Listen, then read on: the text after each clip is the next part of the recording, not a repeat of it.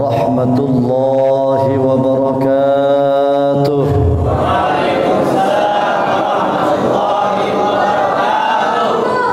Alhamdulillahi rabbil alamin. Wassalatu wassalamu ala sayyidil anbiya'i wal mursalin. Amma ba'du fa a'udzu billahi minasy syaithanir rajim. Bismillahirrahmanirrahim. Assalatu wassalamu alayka ya Rasulullah.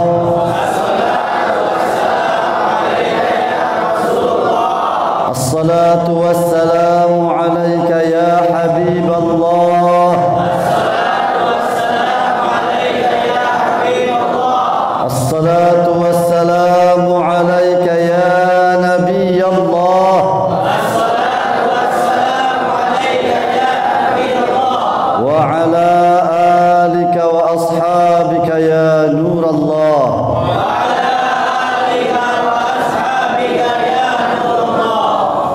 Nabi Muhammad sallallahu alaihi wasallam bersabda, yang artinya barang siapa yang bersalawat kepadaku pada malam Jumat 1000 kali, maka dia tidak akan pernah wafat kecuali Allah Subhanahu wa ta'ala perlihatkan kepadanya surga sebagai tempat tinggalnya kelak di yaumil qiyamah. Sallu ala al-habib ala Muhammad wa ala alihi wa sahbihi wa baraka wa sallam.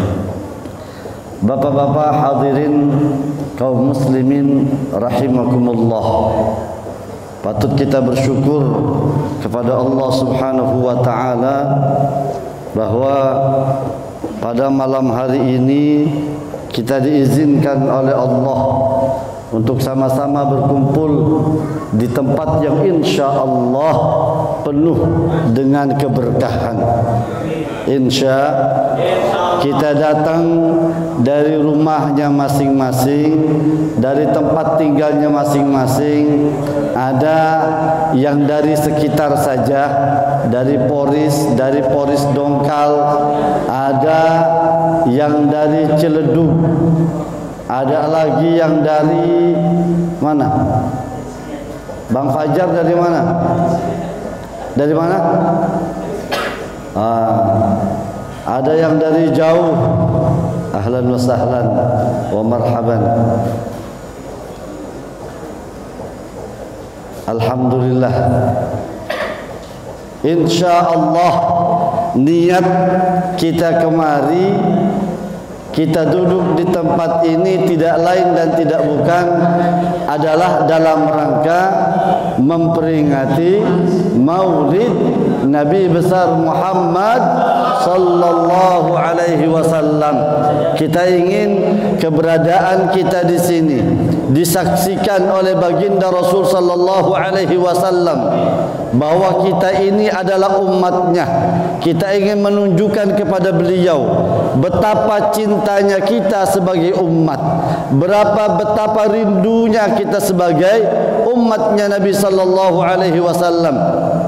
Kita diingatkan oleh salah satu riwayat, ketika itu baginda Rasul sallallahu alaihi wasallam sedang bersama para sahabat-sahabatnya. Tiba-tiba beliau sallallahu alaihi wasallam bergumam, "Ikhwati, ikhwati, ikhwati," dengan nada rintih, dengan nada yang sedih, seakan-akan beliau sangat-sangat merindukan umatku, kekasihku, kekasihku, saudaraku, saudaraku, saudaraku, kata Rasul sallallahu alaihi wasallam. Mendengar itu, para sahabat bertanya, "Ya Rasulullah, alasna ikhwanak? Alasna ikhwanak? Bukankah kami ini juga adalah saudara-saudaramu?" Dijawab oleh Rasul sallallahu alaihi wasallam, "Kalla bal antum ashabi." Tidak. Tetapi kalian itu adalah sahabat-sahabatku. Lalu siapa yang disebut-sebut oleh Rasul sallallahu alaihi wasallam sebagai saudaraku, saudaraku, saudaraku, saudaraku yang dirindukan oleh Rasulullah sallallahu alaihi wasallam? Beliau menjawab, mereka adalah umatku yang hidup setelah aku wafat. Mereka tidak pernah melihat aku, mereka tidak pernah duduk bersamaku, tetapi mereka cinta kepadaku, mereka beriman kepadaku. Sallu alal habib sallallahu ta'ala ala Muhammad wa ala alihi wa sahbihi wa baraka wa sallam. Hadirin rahimakumullah, maka insyaallah hadirnya kita di sini adalah merupakan salah satu bentuk kita ingin memperlihatkan itu kepada baginda Rasul sallallahu alaihi wasallam. Saya teringat bapak-bapak sekalian, ada salah satu kitab yang dikarang oleh salah satu ulama yang bernama Al-Imam Al-Hafidh Ibnu Hajar. Beliau mengarang kitab yang judulnya An-Ni'matul Kubra 'alal 'alami fi Maulidi Sayyidi Waladi Adam. Dari namanya saja, dari judul kitabnya aja sudah wah. Wah apa enggak? Wah apa? Wah enggak ngerti. Ada kitab, judul kitabnya An-Ni'matul Kubra.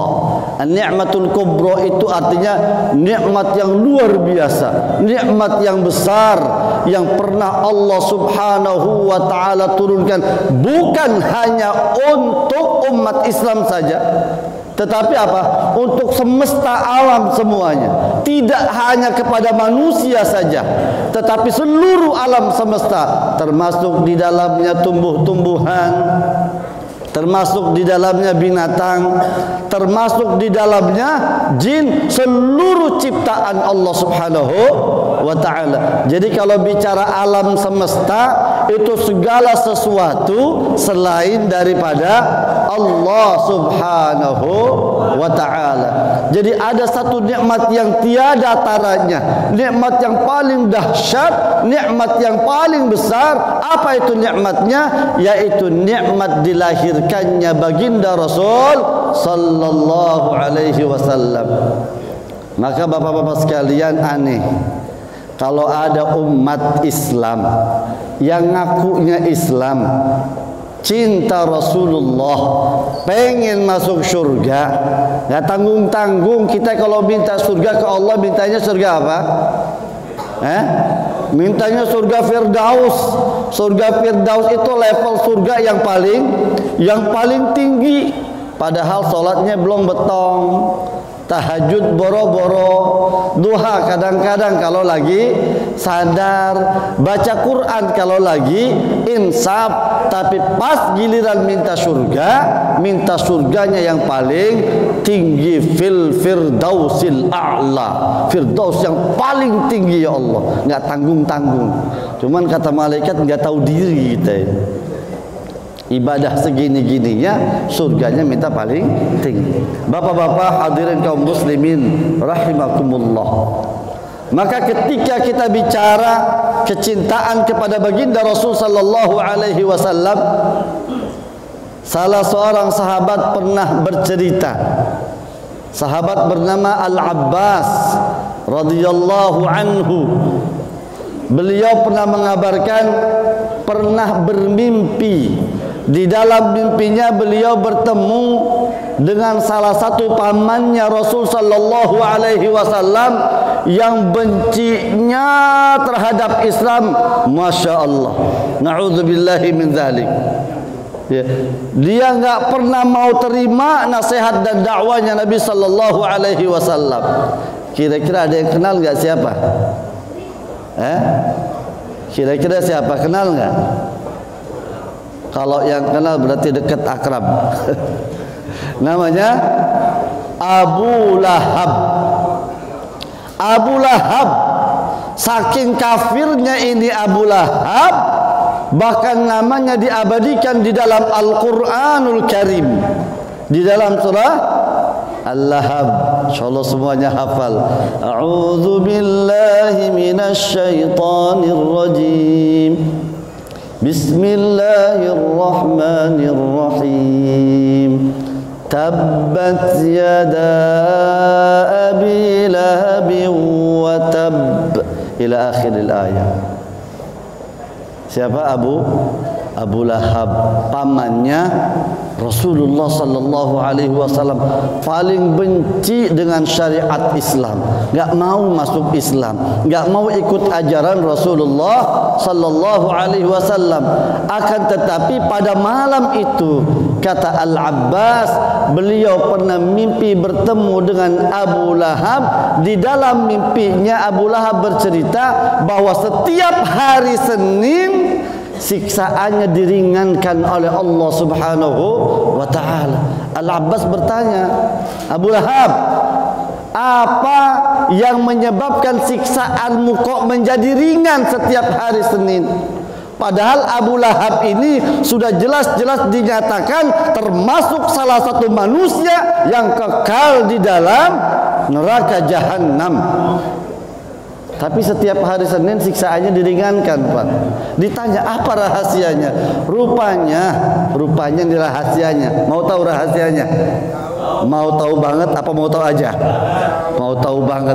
Rupanya Abu Lahab ini, bapak-bapak sekalian, pas ketika hari lahirnya baginda Rasul sallallahu alaihi wasallam, ada salah seorang budaknya bernama Suwaibah. Siapa namanya?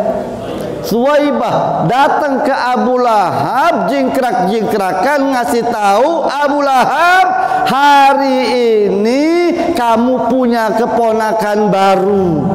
Begitu dengar Nabi Muhammad lahir, begitu dengar keponakan barunya lahir, Abu Lahab senangnya luar biasa. Saking senangnya, maka pada saat itu juga Suwaibah dimerdekakan oleh Abu Lahab. Kata Abu Lahab, Suwaibah, sebagai rasa sukacita saya atas kelahiran keponakan saya, maka saat ini juga kamu saya merdekakan. Kata siapa? Kata Abu Lahab. Kenapa dimerdekakan Suwaibah? Karena Abu Lahab senang akan kelahiran keponakannya yang kelak dinamai Muhammad sallallahu alaihi wasallam. Rupanya oleh sebab itu Abu Lahab, jadi setiap hari Senin itu siksaannya diringankan. Itu Abu Lahab, bapak-bapak sekalian. Bayangin, itu Abu Lahab sholat, enggak puasa, enggak baca Quran boro-boro, iman kepada Allah tidak mau, iman kepada Rasulullah tidak mau, tetapi diringankan siksaannya. Kenapa? Karena cinta kepada Rasulullah sallallahu alaihi wasallam, cinta kepada kelahirannya. Lalu bagaimana dengan kita umat Islam? Lalu bagaimana dengan kita yang beriman kepada Allah? Bagaimana dengan kita yang beriman kepada Rasulullah sallallahu alaihi wasallam? Sebandel-bandelnya kita, insya Allah ketemu sholat. Betul Pak? Sebandel-bandelnya kita ada baca Qur'annya, betul? Ya minimal setahun sekali Ramadan, ya kan? Masya Allah, kalau udah Ramadan kan kita ngedadak kayak malaikat, akrab banget dengan Al-Quran. Cuman Al-Quran gak ngomong aja. Kalau Al-Quran ngomong ditabok gitu Pak. Kemarin-kemarin kemana aja kata Quran, giliran Ramadan aja baru.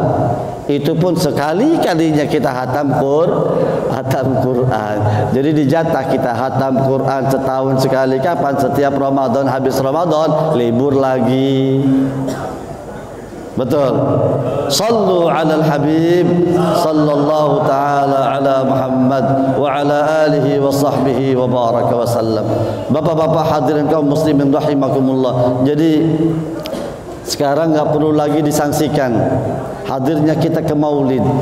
Itu yakin bahwa kita mendapatkan ganjaran dari Allah Subhanahu wa ta'ala. Jadi kita ini datang ke maulid ini betul-betul ingin berucap syukur. Jadi ada salah seorang ulama lagi namanya sama Ibnu Hajar, Tapi Ibnu Hajar yang lain, ada Ibnu Hajar Al-Haytami, ada Ibnu Hajar Al-Asqalani. Yang Ibnu Hajar Al-Asqalani ini beliau menelisik, mencari tahu dalil mana yang memperkuat kebenaran atau dibolehkannya merayakan Maulid Nabi sallallahu alaihi wasallam. Kalau istilah bahasa santrinya itu beliau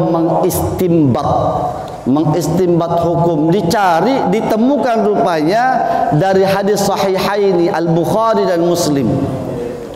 Dari dua hadis Al-Bukhari Al-Muslim ini didapati sebuah riwayat anna Nabiyya sallallahu alaihi wasallam. Halo Bapak, hadir di sini Pak. Anna Nabiyya sallallahu alaihi wasallam, kata Nabi al-bakhil. Tahu al-bakhil? Apa artinya al-bakhil? Orang yang pelit, medit. Pelit bukan orang yang kalau diminta duit nggak ngasih, bukan kalau ada orang yang minta beras nggak ngasih, bukan. Tapi yang pelit di sisi Rasulullah sallallahu alaihi wasallam adalah man idza dzukirtu indahu lam yusalli alayya. Siapa orang yang disebut namaku di hadapannya dia tidak mau bersolawat kepadaku, itu orang yang pelit, kata Nabi. Awas, kalau dia pelit kepada Nabi, jangan berharap nanti yaumil qiyamah dapat syafaatnya Nabi sallallahu alaihi wasallam. Mau enggak dapat syafaat? Mau enggak dapat syafaat? Maka kalau dengar nama Nabi, tugas kita apa? Sallallahu alaihi wasallam. Jelas Pak? Diriwayatkan anna Nabiyya sallallahu alaihi wasallam lamma qadimal Madinah, ketika Nabi sallallahu alaihi wasallam sampai di kota Madinah, kala itu beliau sedang hijrah dari Makkah ke Madinah. Sesampainya di Madinah, apa kata Nabi sallallahu alaihi wasallam dalam riwayat tersebut? Wajadal yahuda yasumun. Nabi sallallahu alaihi wasallam mendapati orang-orang Yahudi di Madinah sedang berpuasa. Fasa'alahum. Kemudian Nabi sallallahu alaihi wasallam bertanya, "Puasa apa kalian?" Orang-orang Yahudi di Madinah menjawab, "Ya Muhammad, ini kami puasa Asyura. Sebab pada hari ini Allah subhanahu wa ta'ala menenggelamkan Fir'aun laknatullahi alaihi dan menyelamatkan Nabiullah Musa alaihi salam. Maka kami berpuasa pada hari ini syukran lillah, sebagai wujud syukur kami kepada Allah subhanahu wa ta'ala karena telah menyelamatkan Nabi Musa alaihi salam." Maka oleh Ibnu Hajar hadis ini ditakhrij. Ini yang kemudian dijadikan hujjah. Setelah itu Nabi sallallahu alaihi wasallam bersabda, "Nahnu aula bikum bi Musa." Kami lebih berhak daripada kalian atas Musa alaihi salam. Makanya kemudian Nabi perintahkan umatnya untuk berpuasa di tanggal 10 Muharram yang kita kenal dengan puasa Asyura. Itu sejarahnya, asbabul wurudnya itu. Ya.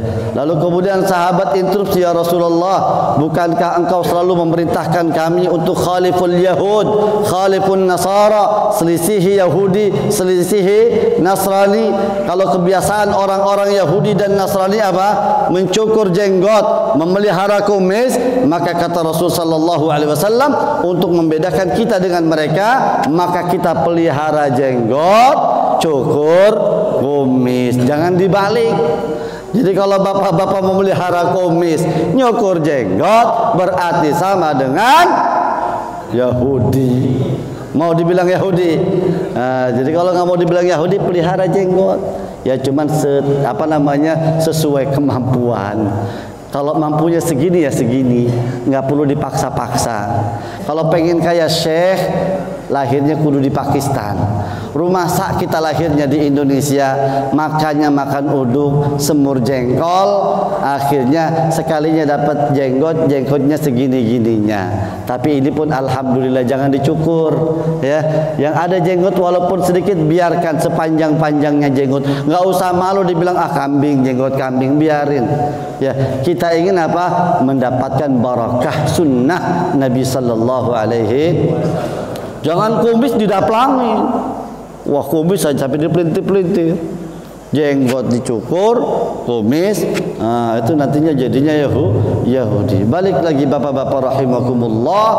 Maka lalu kemudian baginda Rasul sallallahu alaihi wasallam mengiyakan instruksinya sahabat. Ya sudah, kata Nabi, kalau begitu tahun depan kita bakal puasa 2 hari. Puasa tanggal 9 dan puasa tanggal 10. Yang tanggal 9 disebut Tasu'a, yang tanggal 10-nya disebut Ashura. Hanya saja di tahun berikutnya Allah Subhanahu wa taala punya kehendak lain, belum sempat Nabi sallallahu alaihi wasallam berpuasa, Allah Subhanahu wa taala sudah memanggil beliau. Sallu 'alal habib sallallahu taala ala Muhammad wa ala alihi wa sahbihi wa baraka wasallam. Bapak-bapak hadirin kaum muslimin rahimakumullah, maka dari riwayat inilah Ibnu Hajar mengistimbat bahwa kita merayakan Maulid Nabi sallallahu alaihi wasallam punya dasar, ai aslun sabit, punya dasar yang sangat kuat, ya, menunjukkan kecintaan kita kepada Rasulullah. Selain apa? Ini merupakan ungkapan syukur kita kepada Allah Subhanahu wa taala. Kenapa? Karena lahirnya baginda Rasul sallallahu alaihi wasallam adalah merupakan rahmat bagi alam semesta. Sebagaimana ayat yang dibacakan tadi, wa ma arsalnaka illa rahmatan lil alamin. Capek deh. Wa ma arsalnaka illa rahmatan lil alamin. Gitu semua datang ke Maulid. Ntar juga makan. Insyaallah. Tidak semata-mata kami mengutus kamu Muhammad, kata Allah, melainkan sebagai rahmat bagi alam semesta. Bahkan di dalam kitab Al-Mustadraknya Al-Imam Hakim ada riwayat baginda Rasul sallallahu alaihi wasallam bersabda, apa kata beliau? Ya ayyuhan nas, wahai manusia. Wahai manusia semuanya. Perhatian, bukan hanya yang muslim saja, semua manusia. Nabi sallallahu alaihi wasallam ingin menegaskan bahwa kata beliau, tidaklah aku diutus oleh Allah Subhanahu wa taala melainkan sebagai rahmatan muhdat, sebagai rahmat yang dianugerahkan oleh Allah kepada alam semesta. Jadi Nabi sallallahu alaihi wasallam diutus oleh Allah bukan hanya untuk umat Islam saja, tetapi untuk seluruh umat manusia. Maka dalam setiap kesempatan datang bulan Rabiul Awal mesti ada rasa.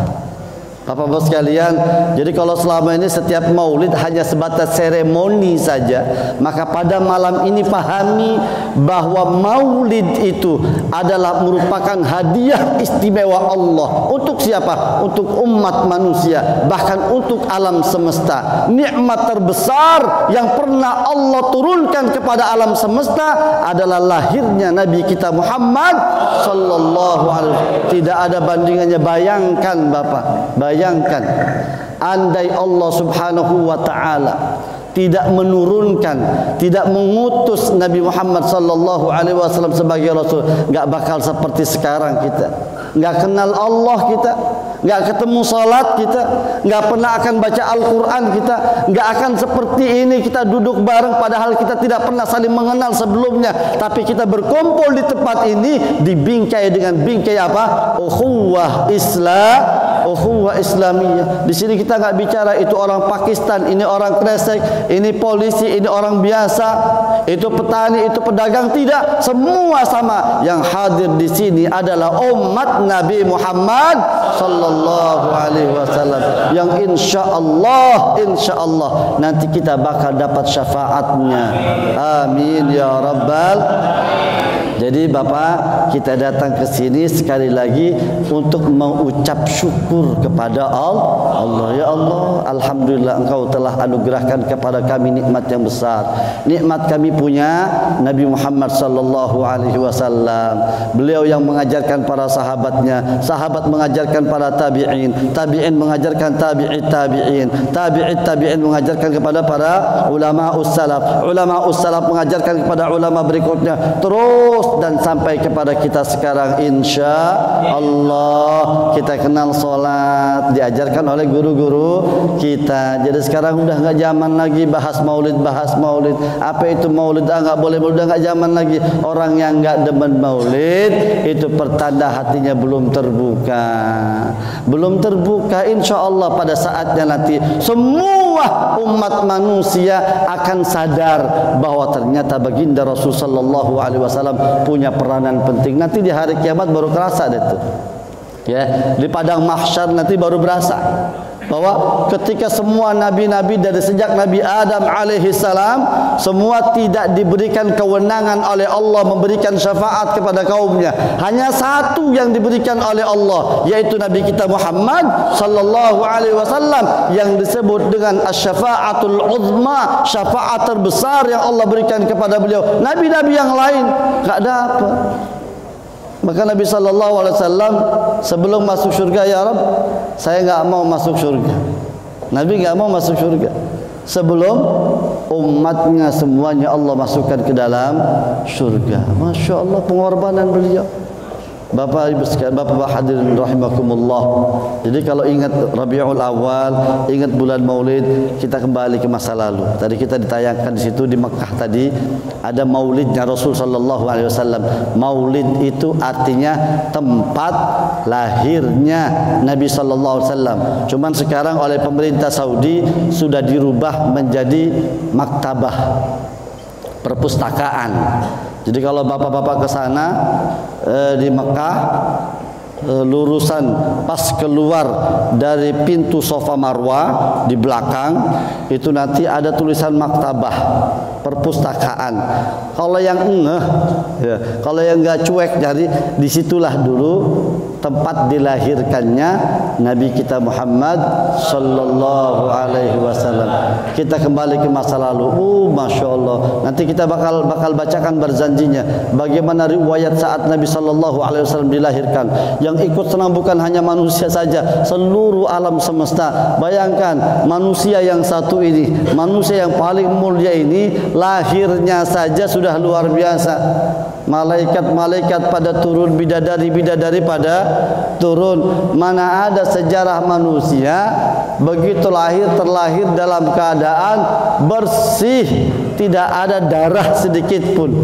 Mana ada manusia yang begitu lahir ke alam dunia posisinya dalam keadaan sujud, dalam keadaan sujud. Nggak nemu, nggak ada sejarah manusia yang model seperti ini.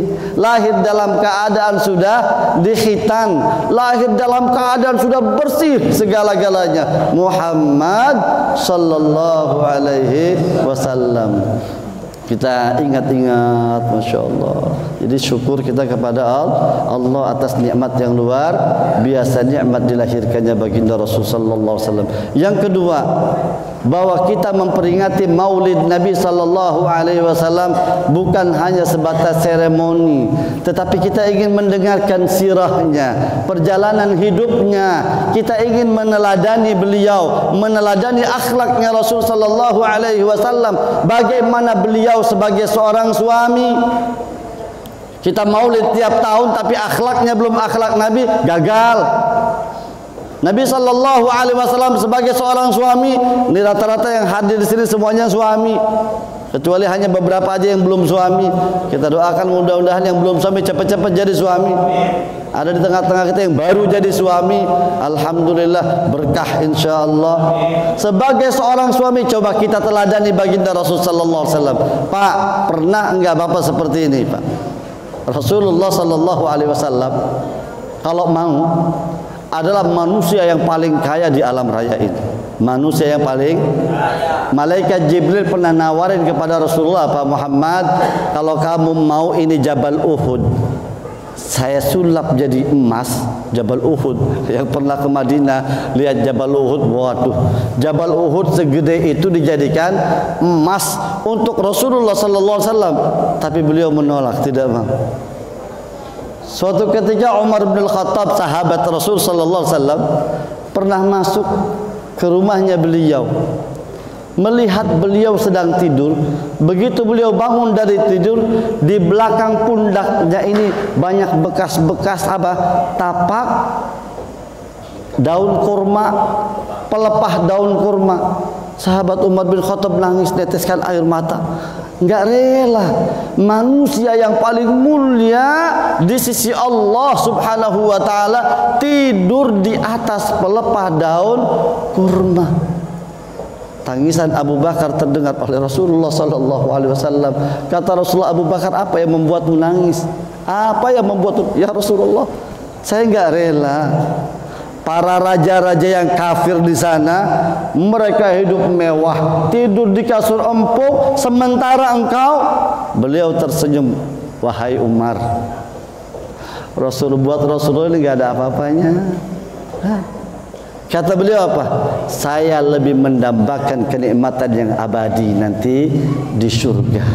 Coba Pak, yang itunya dulu tuh kita teladani. Kita belum apa-apa, kadang-kadang udah pengen buru-buru kaya. Udah pengen buru-buru hidup seneng. Kawin baru kemarin udah pengen punya rumah sendiri, pengen tidurnya di kasur empuk, pengen honeymoon di tempat yang mewah, honeymoon di Bali. Masya Allah, nabinya seperti itu. Bapak-bapak sekalian, ada lagi Pak, Nabi sallallahu alaihi wasallam punya kebiasaan kalau beliau habis bepergian, ini ada nggak di antara kita nih?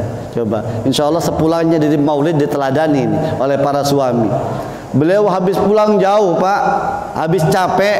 Biasanya orang kalau habis capek pulang ke rumah, ngarepnya di rumah apa? Di rumah ada kopi, ada gorengan, betul Pak? Ada yang bisa dimakan. Rasul sallallahu alaihi wasallam singgah di rumahnya Siti Aisyah radhiyallahu taala anha. Begitu masuk ke rumah Siti Aisyah, beliau dalam keadaan lapar. Apa kata beliau? Ya Humairah, julukannya Siti Aisyah. Ya Humairah, adakah sesuatu yang bisa aku makan?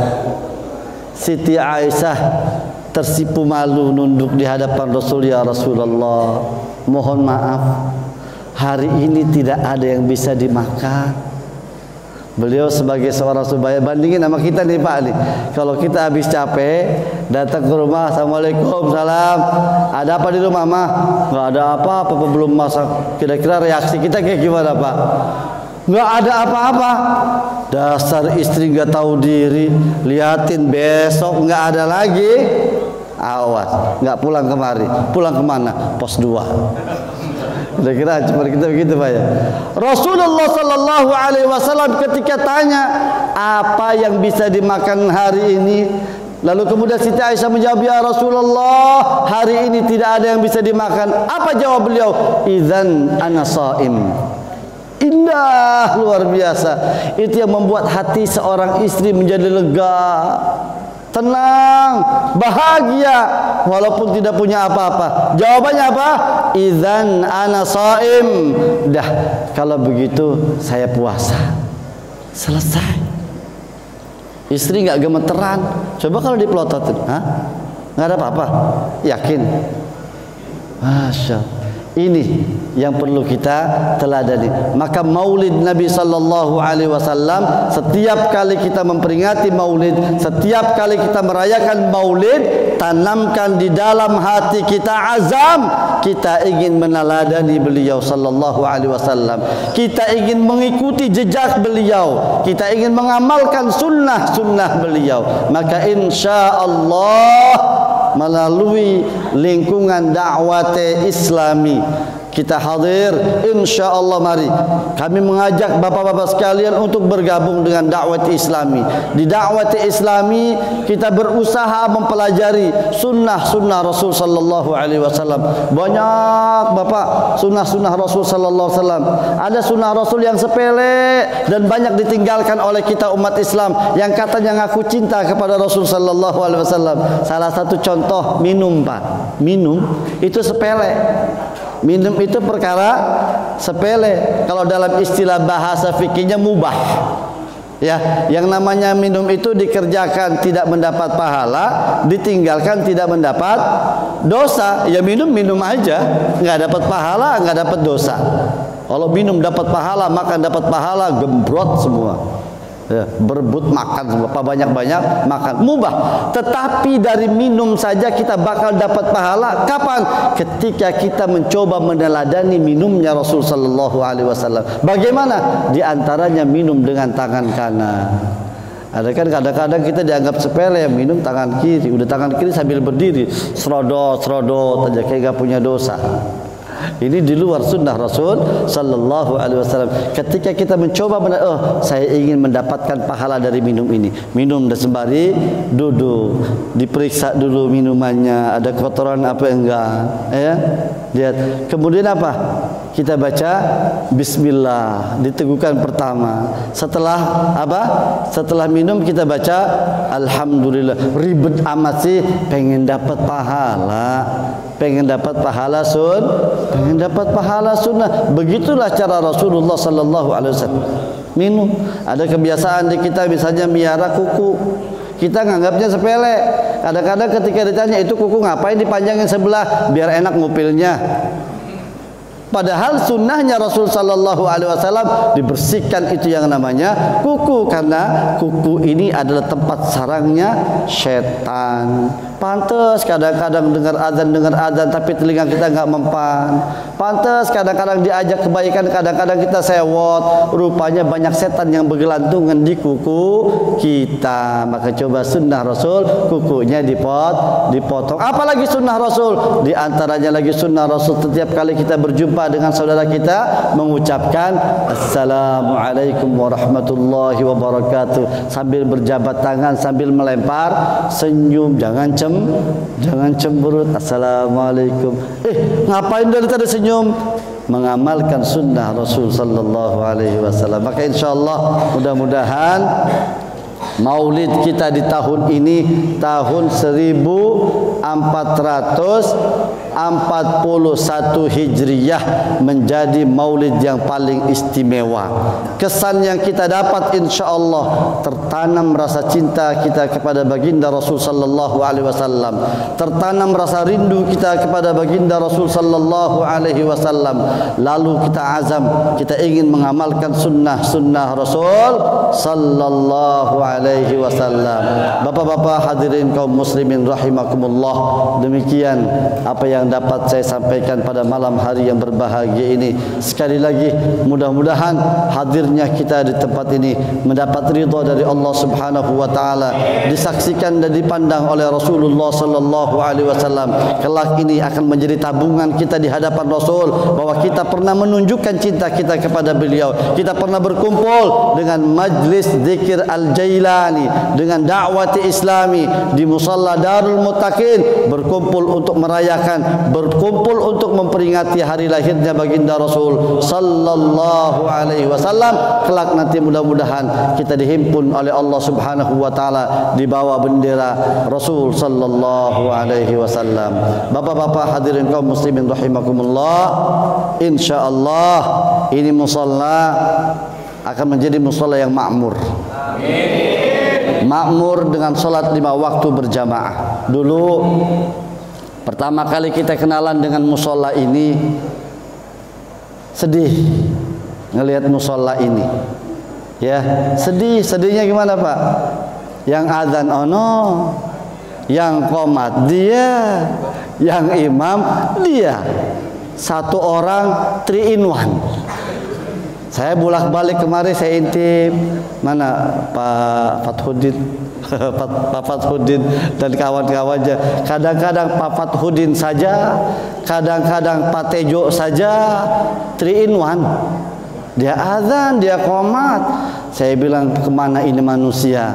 Musola segede ini. Saya ngobrol dengan Syekh Muhammad Yasin. Ada musola, kasihan. Itu rumah Allah kecil-kecil juga. Di Arab nggak ada istilah musola, Pak.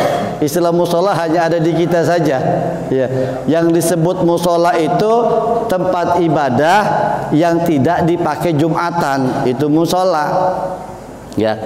Kalau di Arab semuanya namanya masjid nggak ada musola, karena masjid semua dipakai Jumatan. Di kita hebatnya di kita begitu, tapi kadang-kadang mubazir juga.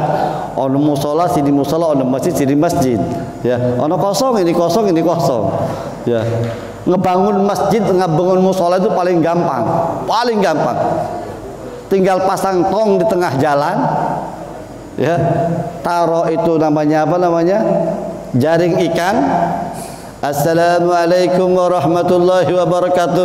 Keluarin dalil sedekah, insya Allah setahun berdiri. Tapi yang sulit memakmurkannya. Maka saya ngobrol dengan santri-santri dakwah Islami. Alhamdulillah mereka sepakat. Ayo kita ketemu dengan Pak Fathuddin, dengan bapak-bapak yang lain penghuni sini. Pak, kita ingin makmurkan. Kebetulan kita ada santri yang suaranya masya Allah.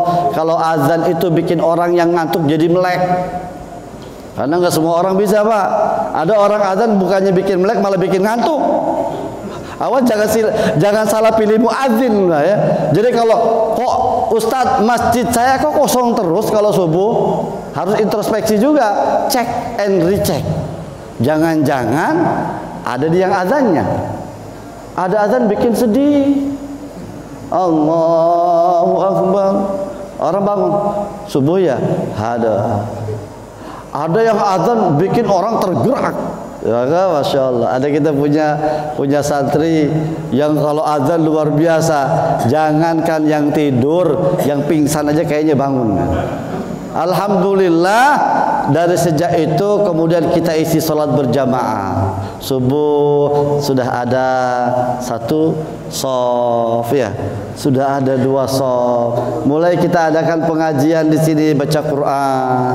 Ya, setiap ba'da maghrib anak-anak ngajarkan Al-Quran. Alhamdulillah. Setiap malam Jumat kita adakan namanya Madani Halqah. Kalau istilah bahasa kita orang Indonesia, pengajian mingguan setiap malam Jumat. Di situ kita ada tilawah Al-Quran, di situ kita ada baca salawat, di situ kita ada bayan, penyampaian tausiah, ceramah, pengajian. Di situ kita ada zikir silsilah qadiriyah, la ilaha illallah Muhammadur Rasulullah setiap malam Jumat. Alhamdulillah yang dari Polri sudah datang, yang dari Cipondoh sudah datang, yang dari Ciledug kadang-kadang datang, yang dari Sangiang selalu datang.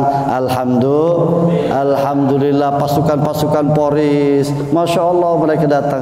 Maka mudah-mudahan yang malam ini hadir, insya Allah kita azam, kita niatkan setiap malam Jumat kita hadir di sini ikut pengajian. Insya Allah. Demikian apa yang dapat saya sampaikan. Mohon maaf atas segala kekurangan. Hadanallah wa iyyakum ajma'in. Wa ma 'alaina illa al-balaghul mubin. Wallahul muwaffiq ila aqwamit thariq. Wassalamu alaikum warahmatullahi wabarakatuh.